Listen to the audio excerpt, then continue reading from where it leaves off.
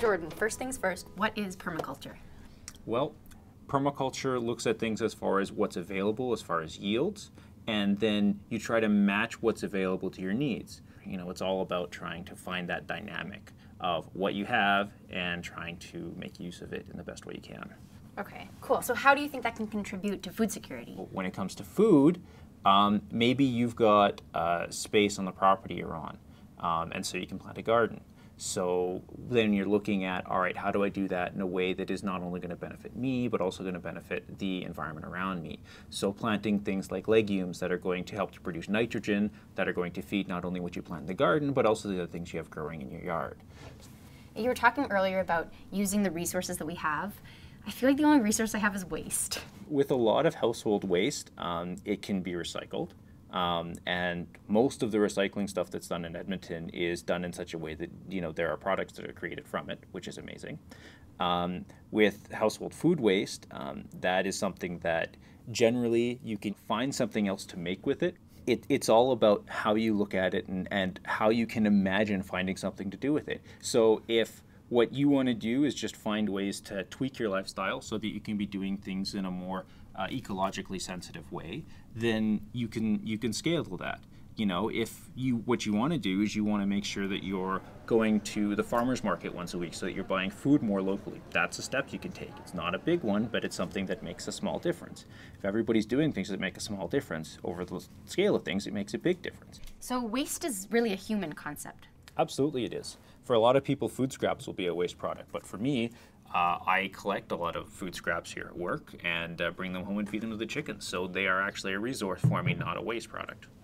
I have one last question for you. Can I meet your chickens? Yes, you can meet my chickens. Great, I'm excited. Let's go. Okay. So this is the chicken coop.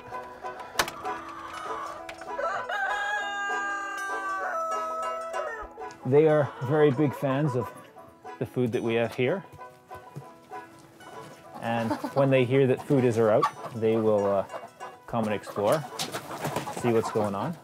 And where did you get all this food? So this is all stuff that I've gotten from local grocers. Do you just eat them raw? No, I don't recommend that.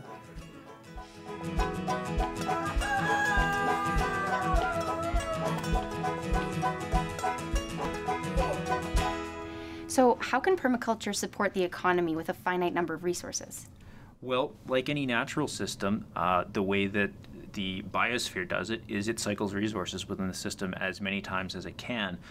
There's always a different organism that's going to make use of that waste, and it's going to continue to cycle that and turn it into something else that will be useful for something else.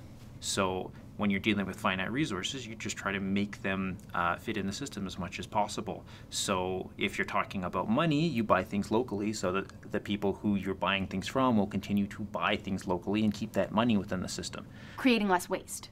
Well, you definitely do create less waste. I mean, and the waste really is a human concept. In the natural world, waste is entirely foreign. The only waste products that we currently have in the world are man-made products that nothing has been able to find a use for. Radiation is one of the big ones. Recirculating. That makes me think of Curtis Wanchuk's swales that help prevent water runoff and feed his trees, or Kieran's pogo cars that are used by all kinds of people. So if this economic model is different than my parents and my grandparents, how can it be applied to consumers in Edmonton, Alberta, home of North America's largest indoor mall?